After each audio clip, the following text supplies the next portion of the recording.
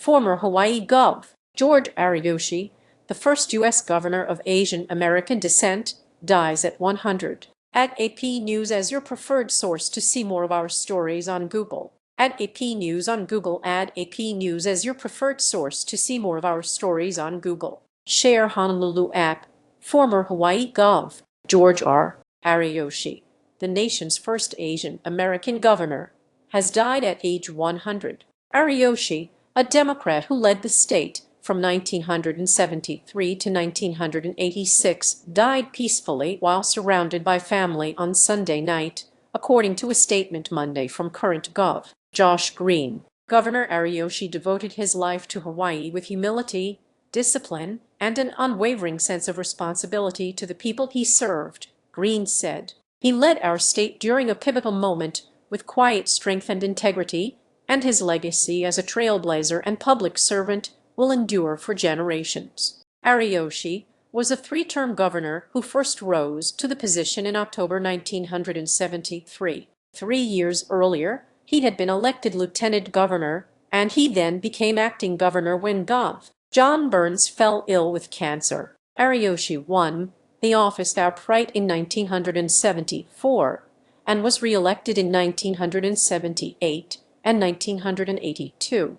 Hawaii governors are now subject to a two-term limit. His political career coincided with the Democratic Party's rise to power in Hawaii. Democrats wrested control of the legislature from Republicans in 1954, the year Ariyoshi won the first of two terms in the Territorial House of Representatives. He won a territorial Senate seat in 1958, becoming a state senator the following year when Hawaii became a state. Ariyoshi won 3 more state Senate races in 1964, 1966, and 1968, before becoming lieutenant governor. Read more. Ariyoshi was born March 12, 1926, in a 2-room tenement near Honolulu Harbor to parents who immigrated to Hawaii from Japan. He grew up in the hardscrabble neighborhood of Kalihi, near downtown Honolulu. His father, Ryozo, a sumo wrestler from Fukuoka Prefecture,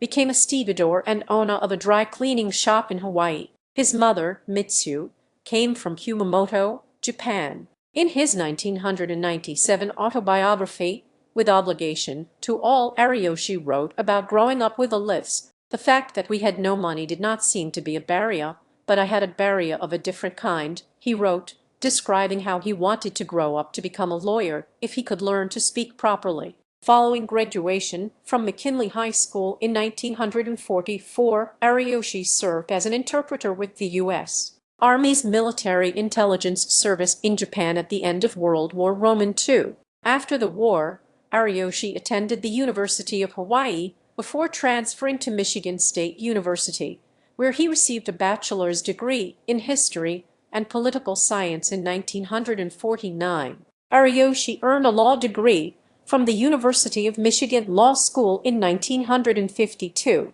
Going to school on the U.S. mainland, Ariyoshi didn't feel a sense of being treated differently. On the contrary, I enjoyed the fact that Hawaii had a reputation even then for people of different backgrounds coming together and living harmoniously, he wrote in his book. He began practicing law in Hawaii the year after he graduated from law school. Ariyoshi withdrew from private practice and resigned various corporate directorships after he was elected lieutenant governor. He said his decision to seek the position was influenced by a desire to break the barrier for minorities. The new state of Hawaii had produced United States representatives and senators of Caucasian, Chinese, and Japanese ancestry, reflecting our diversity, he wrote, but only Caucasians had been governor. Ariyoshi's time as governor was marked by Hawaii becoming a tourist destination and a booming population. I was convinced that neither our infrastructure nor our environment would support this rate of growth, he wrote.